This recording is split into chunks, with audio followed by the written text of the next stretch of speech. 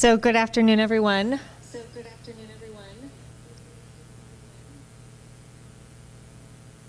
Should we monitor that? Okay. My name is Stephanie Burrow. I'm going to wait until that's fixed. Check. Oh, check is good. Awesome. I'm going to start over again. Okay, we're good to go. Hello, everyone. My name is Stephanie Burrow, and I'm the Customer Service Coordinator for Precedence EAP. We are the new provider for the Student Assistant Program on campuses here at the Eastern Iowa Community Colleges. Today, I am in Muscatine at the Student Center, and I'm presenting a piece on managing pandemic stress and mental health. And this is all kind of started by this first week. In October was Mental Health Awareness Week, and Sunday was World Mental Health Day. So we really want to bring forward these different topics for you to be aware of in your daily lives, help you have some tools that you can bring into your daily life that are focusing on managing stress, and then also give you information about these new student services that are available to you and your family members. So we'll talk about that later as well. The first slide that I'm sharing is actually, it comes from a Make It Okay campaign, which is a mental health stigma awareness campaign that comes, it was originally based out of Minneapolis in Minnesota. It's being utilized now by the Iowa Healthiest State Initiative, and it's really meant to help us get rid of the stigma that we have around mental health issues and feel more comfortable reaching out to others, whether it's to get help for ourselves or if we see someone else suffering, to get them to get the help that they need.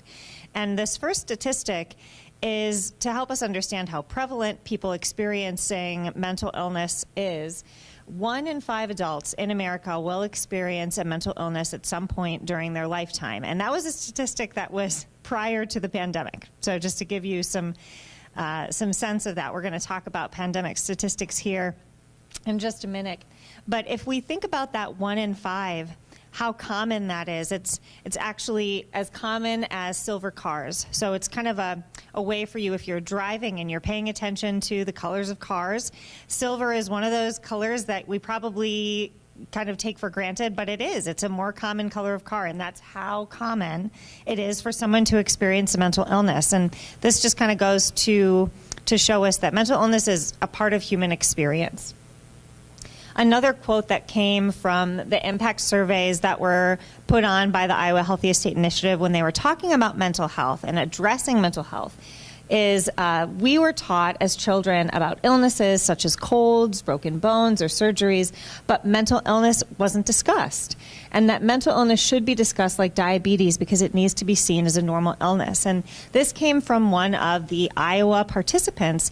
And one of the truths about mental illness is that it is often not discussed. And it's more common that it's not discussed, frankly, in the Midwest than it is in other areas of the country. But it's also something important to remember because, you know, when we're talking about, for instance, diabetes is less common than mental illness, by the way. But when you go to a doctor's office and you have to list off your family history, you know whether somebody in your family has experienced diabetes or heart issues or a myriad of other things that we keep track of, but we don't know necessarily if somebody else in our family has experienced mental illness. It might be something that they dealt with completely on their own, which of course, you know, we want people's privacy to be respected, but it can be something that if we are able to share it with other people, that we took care of ourselves and that it was treated, and that it helps us normalize the fact that other people experience it, people in our family experience it, that this can be a really powerful first step. So I just wanted to kind of use these slides to kick off the presentation today because we're talking about mental health and we also want to address mental illness. That's one of the things that we want to feel more comfortable discussing is if we're having issues, how do we address those things that are going on in our lives? And how do we reach out to people if we see them struggling? Another survey that I think is always important to remember is, when that Make It Okay campaign was getting developed, and that survey was put out to show what most people thought mental illnesses were related to, stress was the number one. And of course, stress it can be a trigger. It's not, the only cause. And certainly there are many cascading factors that contribute to mental illness. And that's why we're going to address ways to prevent that today. But another reason that people think mental illness is something that people experience is because of lack of willpower or weakness. And that's just an example of stigma. Many times mental illness, it can be triggered by genealogy. It can be triggered by environmental factors. But many times it has nothing to do with lack of willpower. It's because people don't always have those tools that they need to take care of themselves in the moment, and they really are doing the best that they can.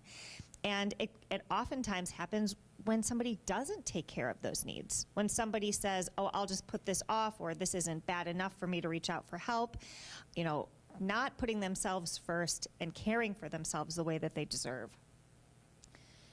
And before we kind of talk about all of the ways that we can serve ourselves, I showed that first slide talking about 1 in 5.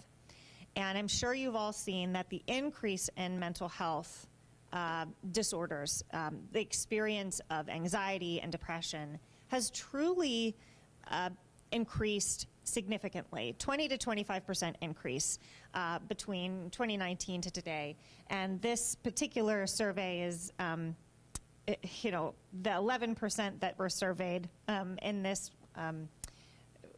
National Health Institute survey that was represented, that showed only 11% were reporting symptoms of anxiety or depression disorder in that January to June 2019 period, versus in January of 2021 of this year, 41% of people reporting anxiety or depression symptoms. And that percentage really hasn't gone down significantly during this year. We've seen an uptick in our caseload at Robert Young and in mental health clinics around the nation, and it's because of the level of stress that really came about because of all the changes that were caused by the COVID-19 pandemic. And that was on top of an already, in many ways, overworked and overstressed society, as we know, because if 1 in 5 were already experiencing those mental illnesses, statistically, just thinking about that increase, it was bound to happen, of course, if we weren't already managing our stresses as well as maybe we could have, or if those stresses were already prevalent to begin with. Another slide that is important to remember is that if somebody in your life or other people that you know or you yourself are on the front line or had been on the front line during that time, you might have had a higher likelihood of experiencing some of the worst symptoms, such as those not only symptoms of anxiety or depression, but potentially using or increasing your substance abuse during that time to manage or cope with some of those additional stresses, and or in cases where that stress was very overwhelming and not getting addressed, potentially seriously considering suicide. These were all statistics that went up during the last year and a half. It's a little more than a year and a half now, but also were much higher in people who were considered essential workers versus those who were non-essential. So this is just something to remember, that everybody was experiencing those stresses differently, and no matter what bucket you fell in, it's important for you to recognize what those different dangers might have been, and so that you're taking care of yourself. And so we talked about stress. What is stress? I think everybody knows, they've heard about, right, the fight or flight. But just to let you know, stress is actually a natural response that your body has to threats in your environment. And it was developed when, supposedly, but most likely developed when we were in situations a long time ago when we were hunter-gatherers, or having to go out and really be on a certain level of awareness for our survival. So there would be something physical that could arrive. You were out, whether you were gathering food, whether you were hunting, wherever you were at, you were much more vulnerable, and there would be a physical threat that would take place in your environment. potentially an animal that could maim you or maim your family or your community. And that is where that level of cortisol would kick in. That we're going to talk about, it's called the default mode network, where you're kicking into action so that you can be prepared for the challenge and defend yourself. And it's known as that fight or flight or stress response. And so this is something natural and normal that's built into our human biology. And I think that that's one of those things when people say, well, stress is the cause. Well, it's also, we're designed to respond to stress in a certain way. And we need to be aware of that, and that it's normal for us to respond in ways that can sometimes kick the body into a place where we're not necessarily managing our threats in a way that feels, it doesn't feel, manageable. It feels like it throws us off balance. So our stresses, whether they're real or imagined, whether they're happening on a television screen or whether they're really that potential tiger that's coming out of the jungle, they're still going to stimulate that part of our body that kicks into the fight or flight response, and it can look like worry in our today's society, in modern day society. It can look like worry. It can look like a feeling of overwhelm. It can look like increased heart rates. It can look like having difficulty sleeping. It can look like procrastination. These are many ways in which stress manifests themselves in our modern world that we have to be aware is not an unnatural way to respond. It's a physiological response that's kind of adapting to the new surroundings that we find ourselves in now.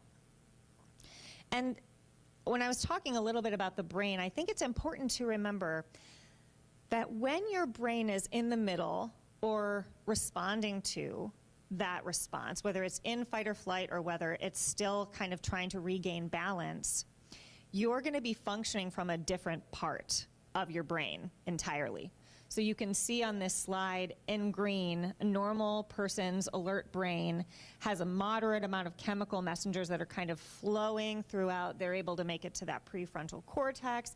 There's that place where logic and reasoning happen. And that doesn't mean that doesn't include our creative and artistic sides, but it means we have access to all of the different parts of our brain when we're coming to meet that moment and use our critical thinking and our problem-solving abilities.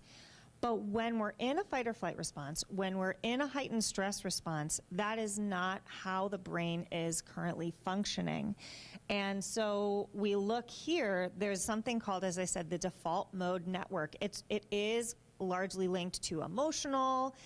It can be linked kind of to those autonomic nervous system functions where, the heart rate is affected, the digestive system is affected, different parts, people can get the sweats, right? Different ways in which your body responds to stress. It's being triggered by this this default mode network, and the neurons aren't firing everywhere else because they're really focused on keeping you alive. And so that's where it's important to recognize that when we go through that typical stress response, right, we get triggered by environment, we experience the stress response, and then the stress, the incident ends or the tiger goes away.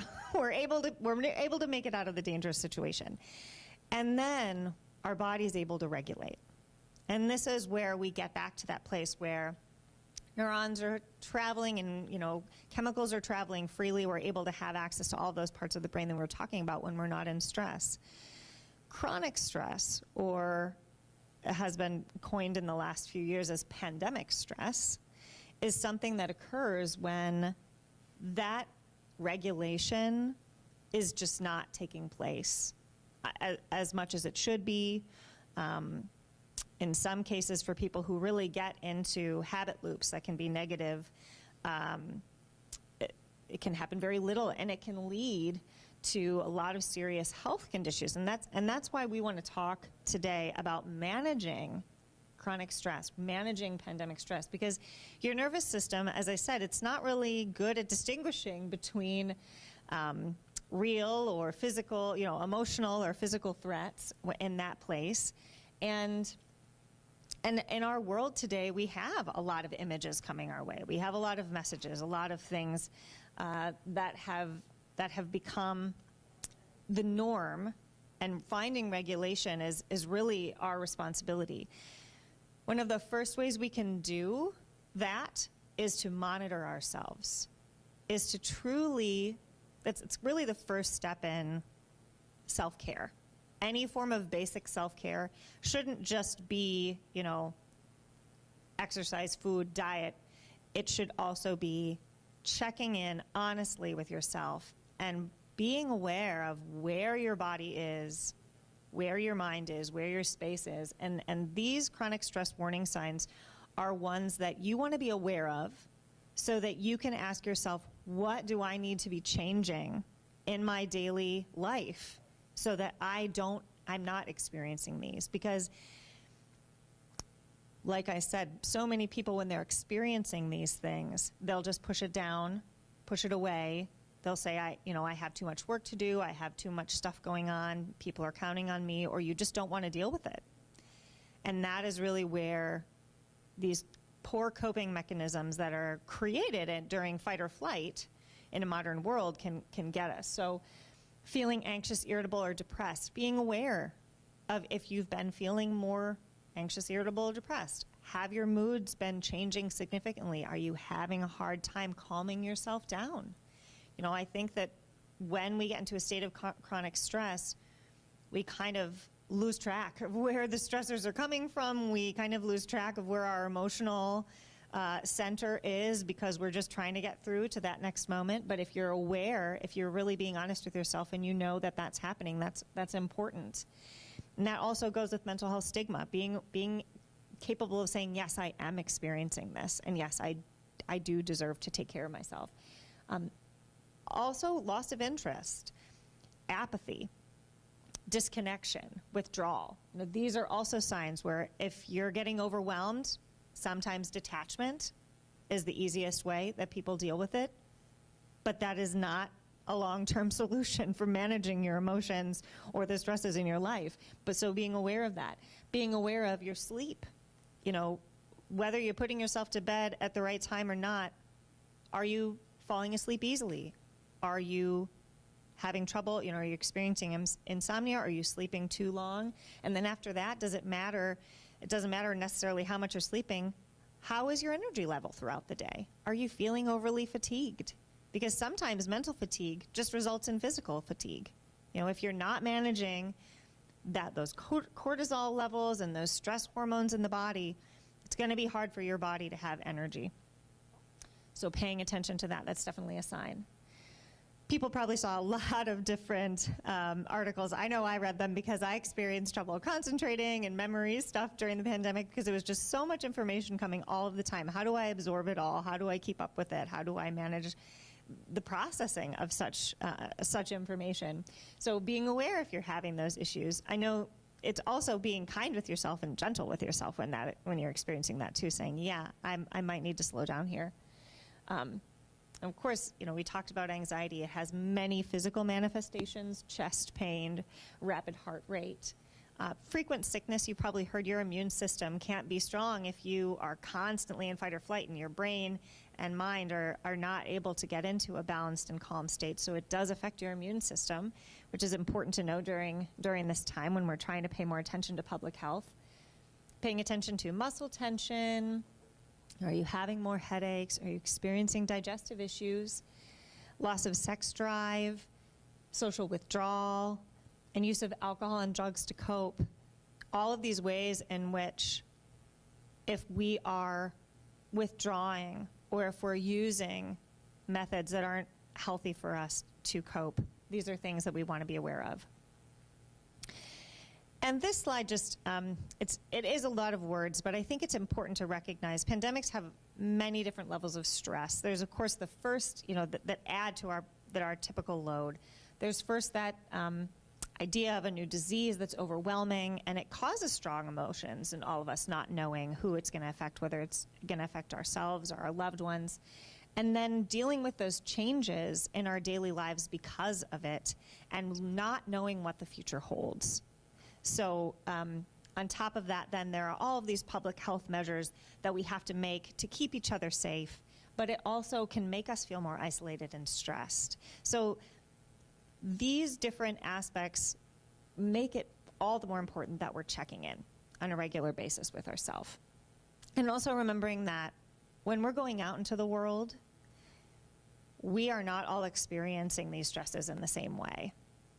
And I'm sure that, we know this, but it just bears repeating that your response to stresses in your life, or even the COVID-19 pandemic, are going to differ based on your own social structures or family, your financial situation, your employment situation, your mental and physical health, and whether it's your history or your family's history, the community you live in, and many other factors. So I also ask, I believe I have some slides where we're going to talk about, one of the most powerful things we can do, not only after doing check-ins, is having self-compassion, when we're looking to ourselves to make sure that we're taking care of ourselves, but also compassion for others.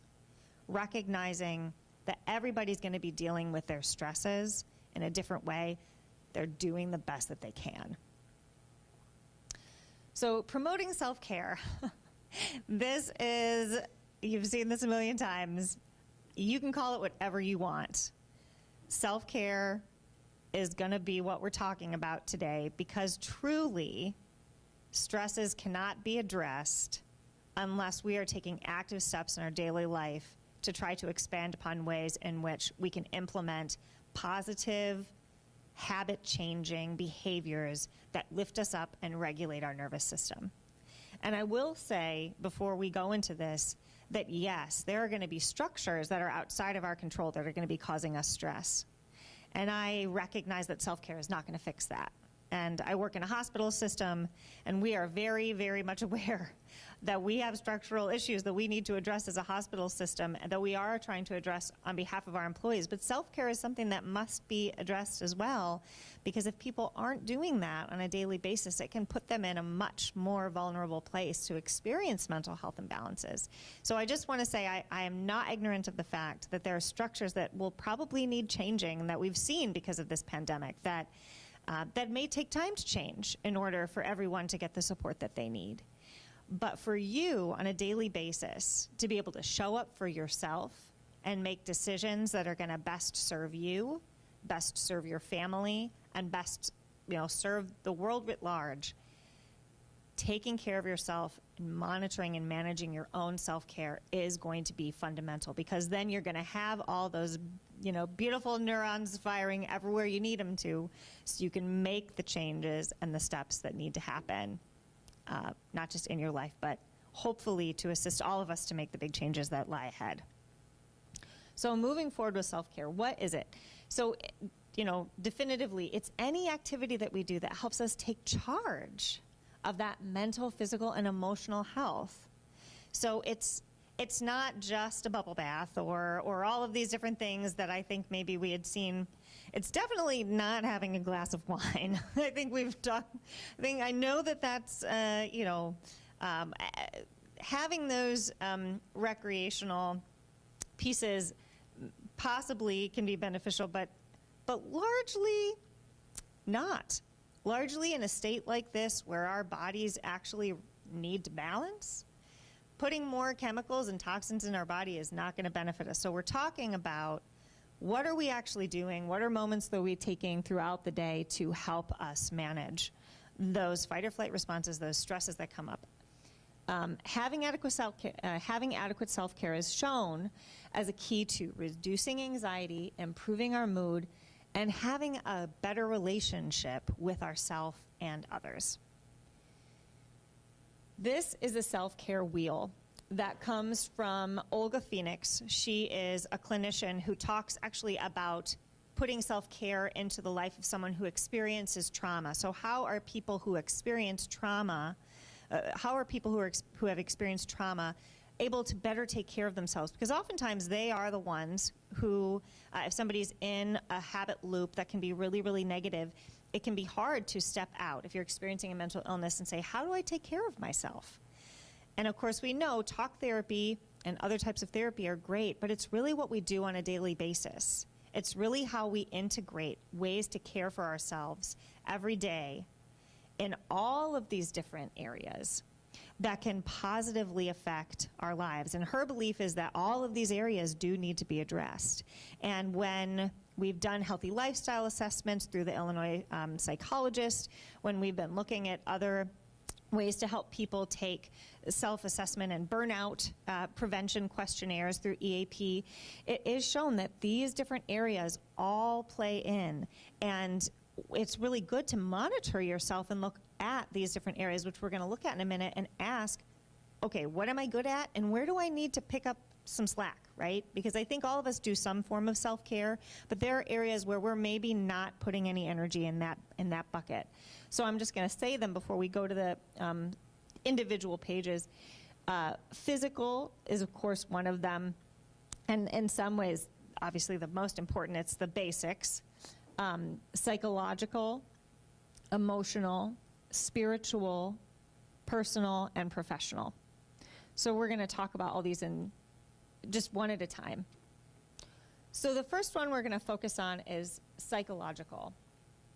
Psychological means you're taking care of that mental state, and you're having that level of self-reflection. That can look like those mood check-ins that we were talking about. You're aware of your psychological state. You're aware of what's going on. You're being honest. Having that level of awareness of where you're at, where your mental state is at. But it can also look like taking a moment to simply relax. So psychological care can look like a mindfulness practice.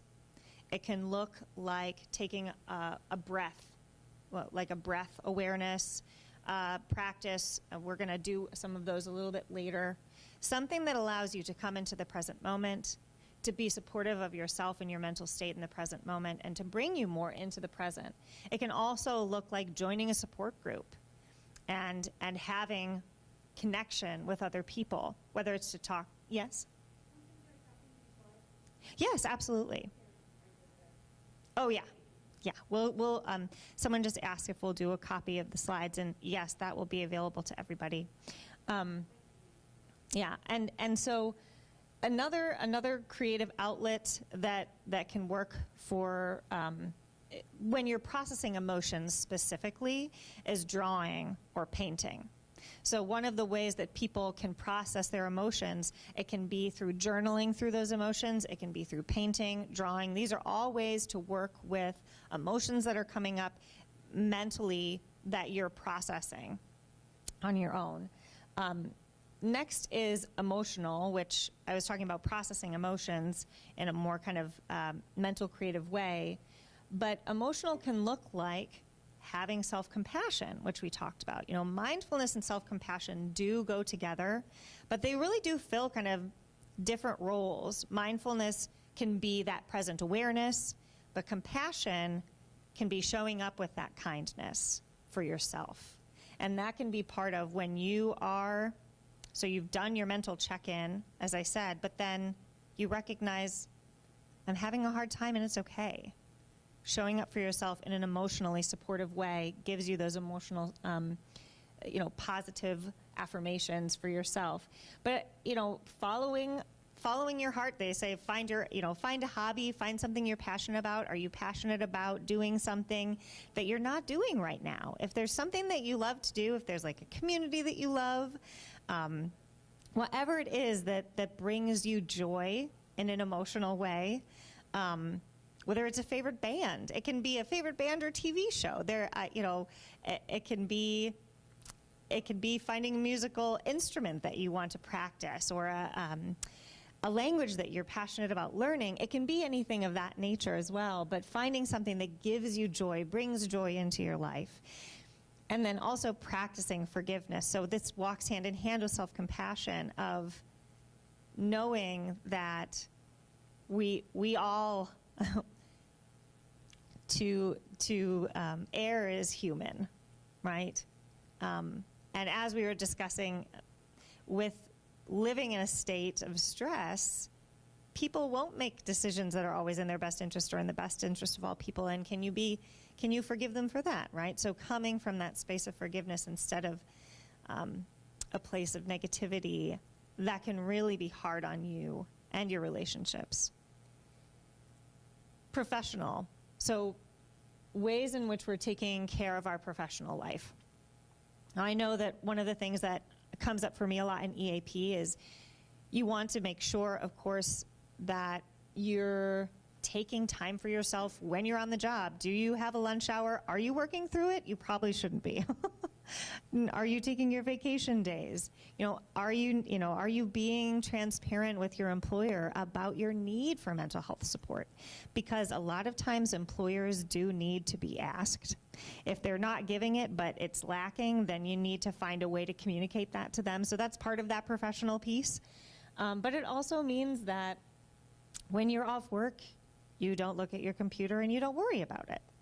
It also means having a safe communication and mode of communication with your supervisor, whether it means to be clear of where you want to go and where your growth path is, or feeling comfortable sharing those things that I said, where if you need more time to take care of yourself, or if you feel like you're not living in a work culture that's supporting your mental health, that you are communicating that. Physical, we talked about physical. This is, these are the basics, but if they don't exist, then it's going to be pretty hard to have success in any other area. And that is a reality that we're all learning how to face in our society that's pretty much put those things on the back burner so that you can just show up to work every day for 8 hours and then whatever else you have time to do for the rest of the hours of the day, especially if you're, if you have commute time or if you have family that you're caring for in any capacity. But these are things which we, once again, if it means crafting your workday around it, if it means finding people to support you in your life so that you can do this, making sure you're getting exercise.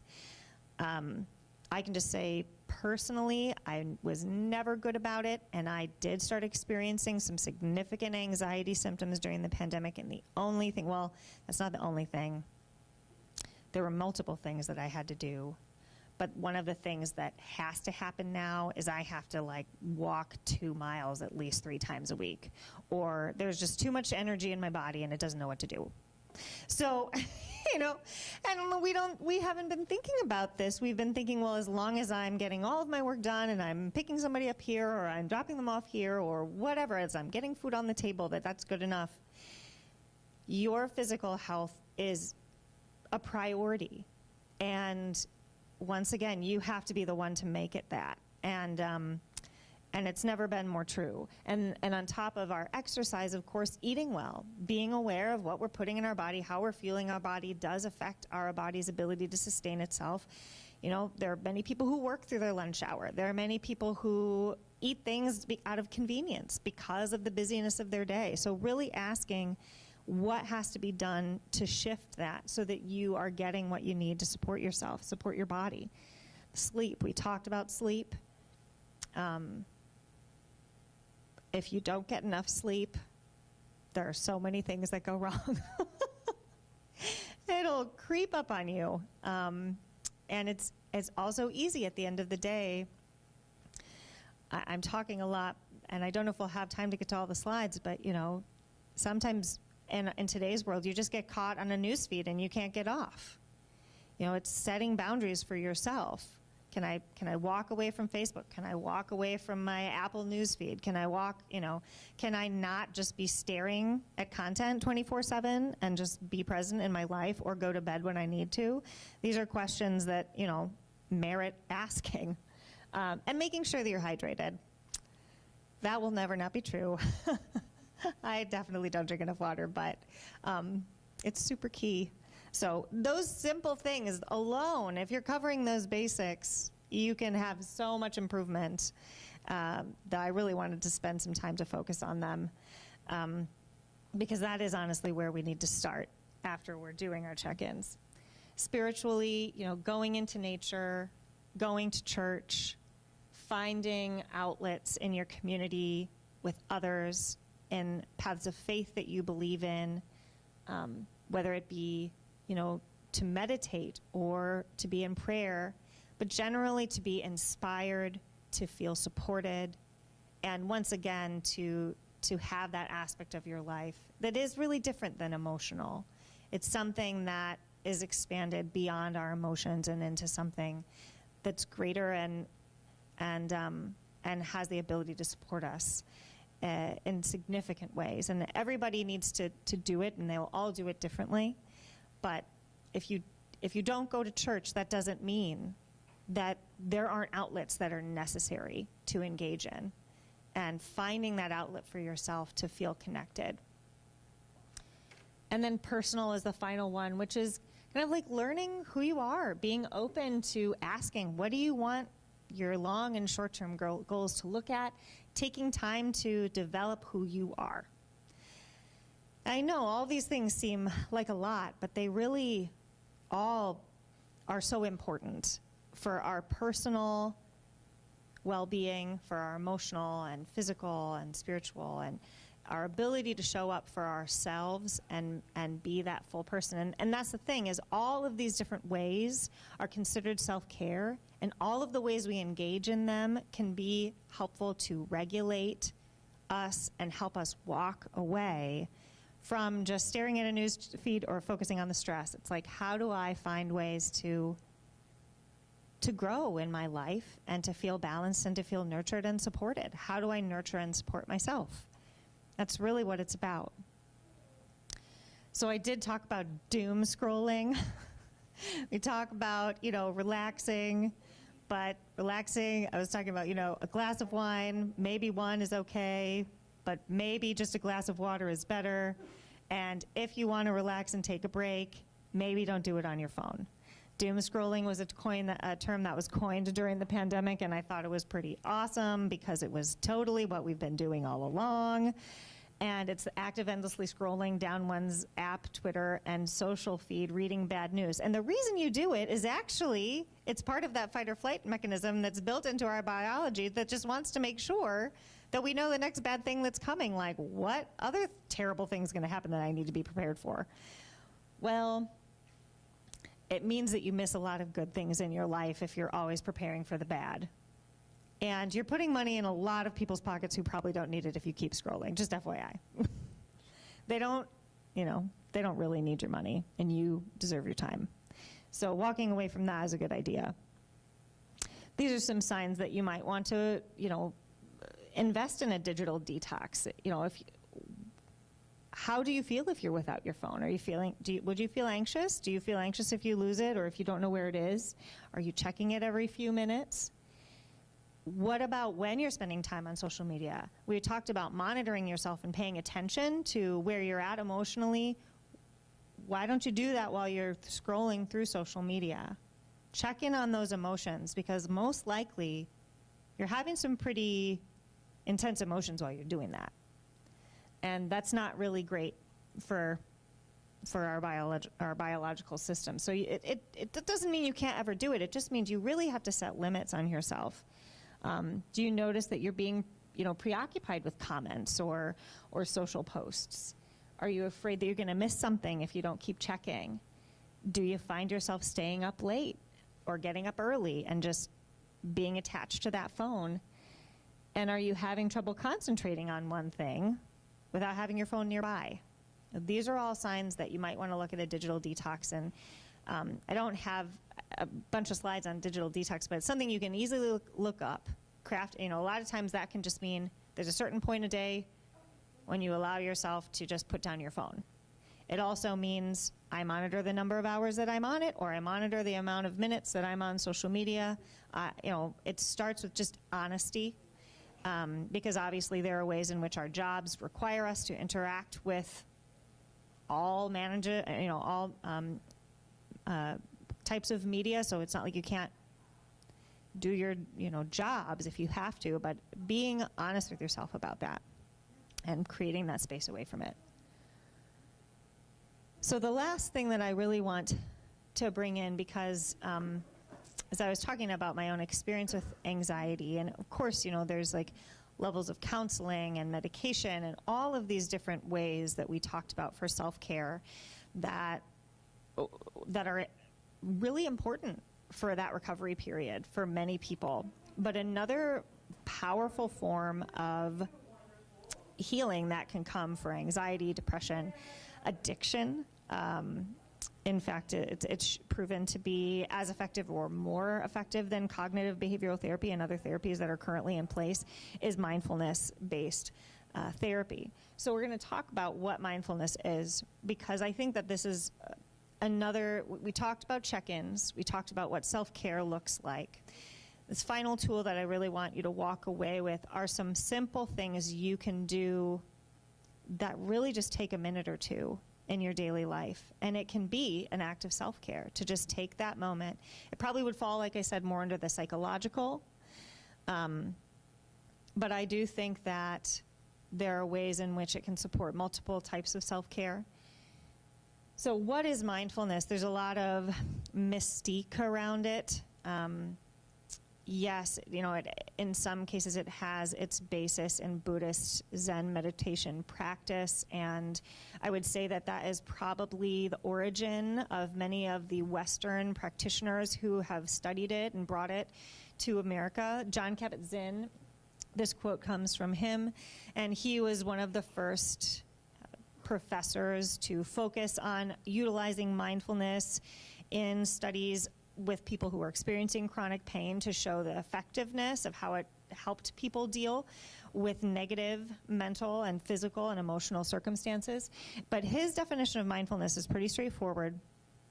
Mindfulness means paying attention in a particular way, on purpose, in the present moment, non-judgmentally. So we're talking about, you're showing up in the present moment with purpose. So it's not just, it's not kind of like a wishy-washy awareness. It's a lot of times there are breath-focused practices. You're focused on the experience of the breath. It's just you have one line where you can come into that present moment with that focus. Sometimes the breath is hard for people to follow. Sometimes it can just be sound. Sometimes it can just be how a hand is feeling, just focusing on a part of the body. But it's with that purpose of showing up. And in the Unwinding Anxiety app that I used and had great success with, and I highly, highly recommend, the word that's used is curiosity. So when you show up with curiosity and in your presence, you're able to, you open up, instead of that mind, that posterior cingulate cortex, that default mode network, that self-referential, I'm going to make sense of this, I'm going to do something with this, I'm just going to show up and I'm going to be aware of what's coming. I'm going to be aware of what's here. I'm going to use my curious mind, and I'm not going to judge. That is mindfulness. That is what it is. It's not a relaxation technique, although it can be very relaxing. It's not stopping your thoughts, because good luck. And actually, what's hilarious is everybody gets so upset that they can't meditate because they're thinking all the time. Well, that's why you're meditating. It's like a workout for your consciousness to be like, oh yeah, I actually am just thinking things all the time needlessly that aren't benefiting me. What if I was just aware that that's happening instead of letting that run my life? That's really the practice and purpose of mindfulness and meditation itself. And when you're no longer identifying with every thought that goes through your head, they don't own your experience as much, and they really, that's actually when the default mode network kind of goes offline. Meditators are shown, when they go into a meditative state, to have much less activity in that default mode network and have much more activity in all the different parts of their brain that we talk about wanting to have activity in during a more balanced state. I just got really loud, so I don't know what that was, but so anyway, and it's not figuring things out. So I know I'm making it sound like it's the opposite of figuring things out. You're not entering into an enlightened state or a Zen zone or nirvana. It's a new way of showing up. It's a new level of awareness. So that's really what mindfulness is. And so I wanted to state that, because I think mindfulness is something that's thrown around a lot, and it's not this special thing. It's our ability to just show up in the moment and be fully present. And it can be generated, like I said, through very simple practices like simple breathing exercises. There's a 4-7-8 breathing exercise. There's a link on the next page that we're not going to actually end up watching, but I'll link to it on the Facebook. We'll send it to be linked to on the Facebook page for you to try. And it's a simple act of breathing in for 4 count, holding in for 7 count, and breathing out for 8 counts. And that particular breathing exercise is really good if somebody is in a state of anxiety or any type of a panic situation. It's very good at regulating that nervous system. It's also very good if you're having trouble falling asleep. That type of breathing slows down the nervous system response. You'll actually find when you look into breath work that different lengths of holding and breathing in and breathing out, they stimulate all different types of brain activity. But that particular one is for slowing down that central nervous system response that might be in a heightened place because of stress.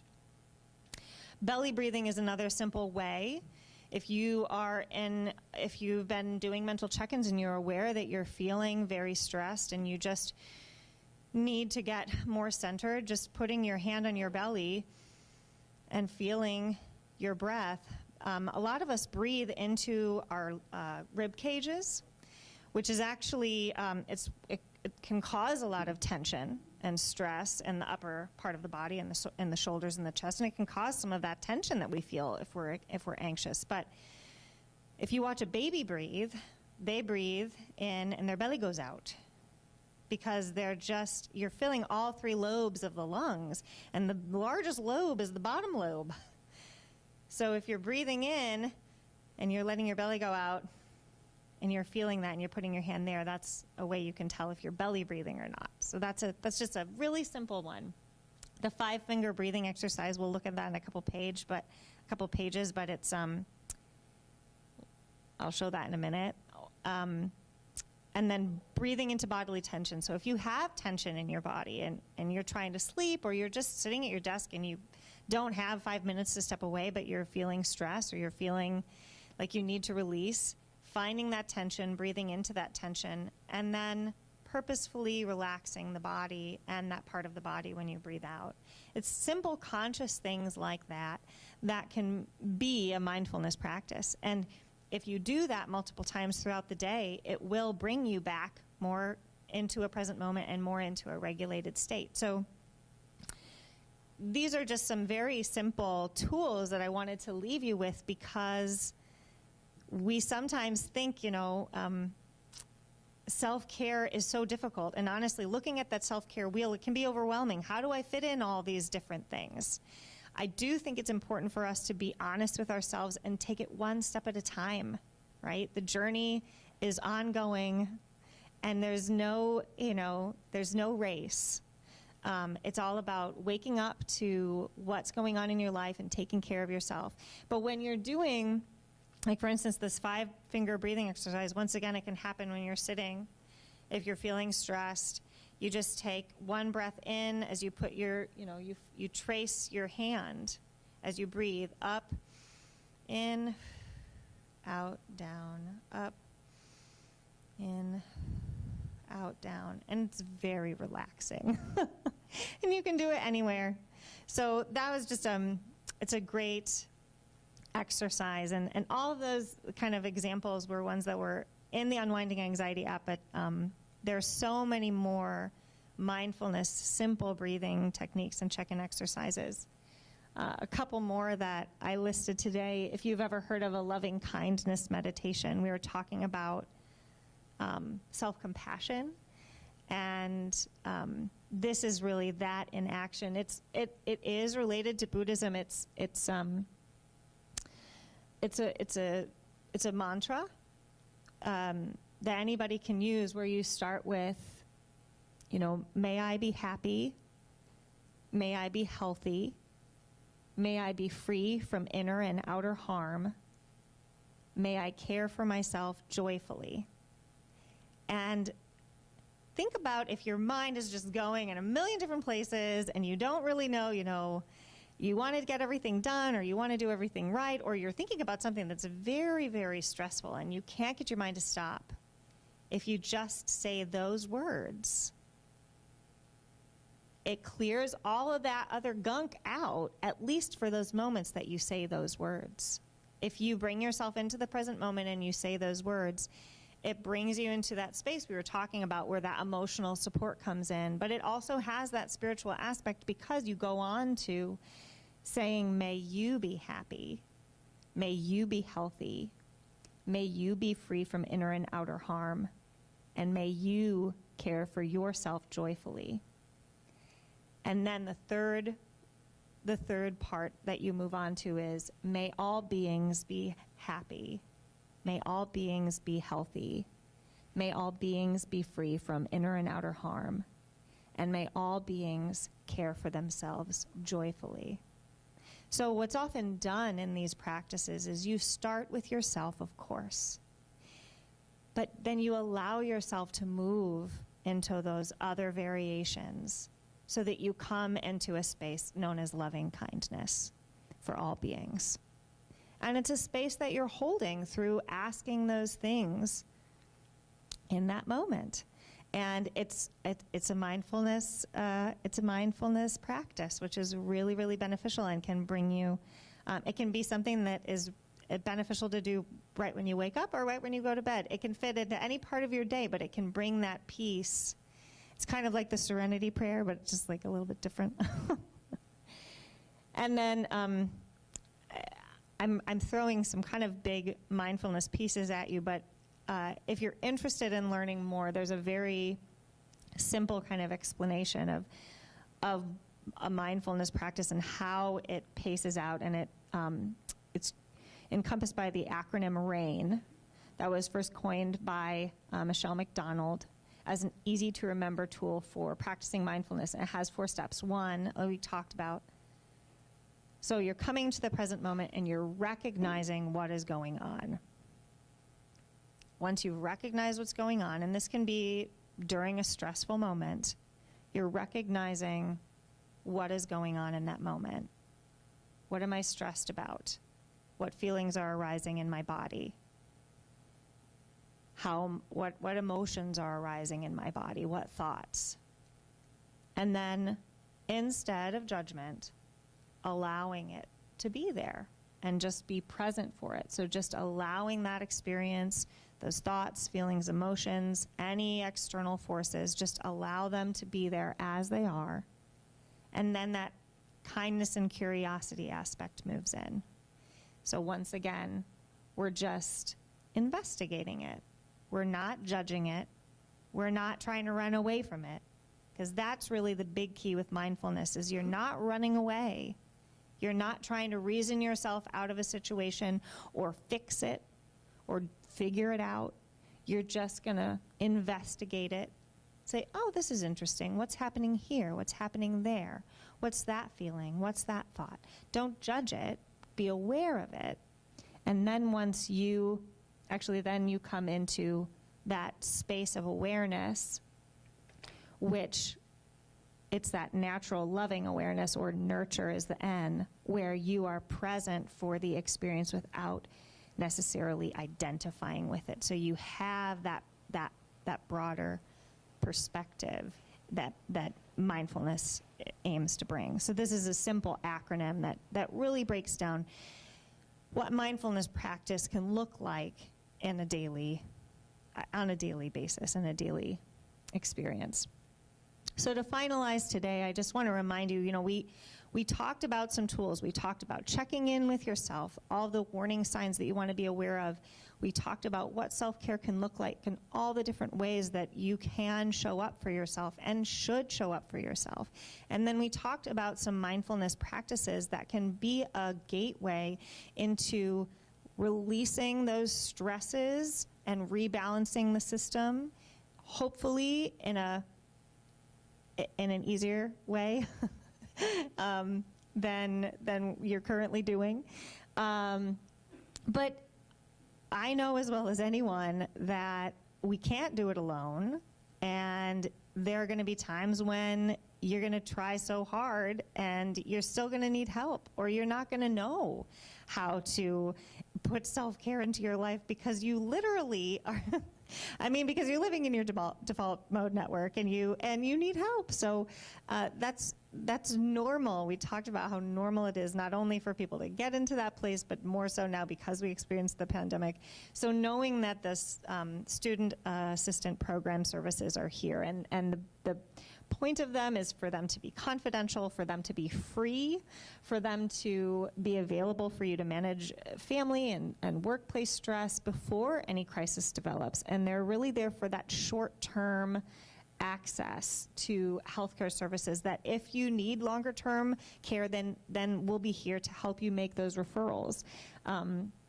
They cover up to 6 sessions per employee, and they can be utilized by yourself, your spouse, under any qualifying dependent. And I should qualify that you would get 6 sessions, your spouse would get 6 sessions, and any qualifying dependent would get 6 sessions. So it's not 6 sessions for everybody, it's everybody gets 6 sessions.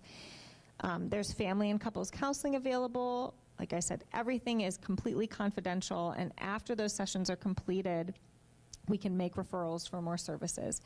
Also important with your student assistant program services is this is not a traditional health, insurance sort of exchange where you have to give a bunch of information and you have to get a diagnosis in order to get care.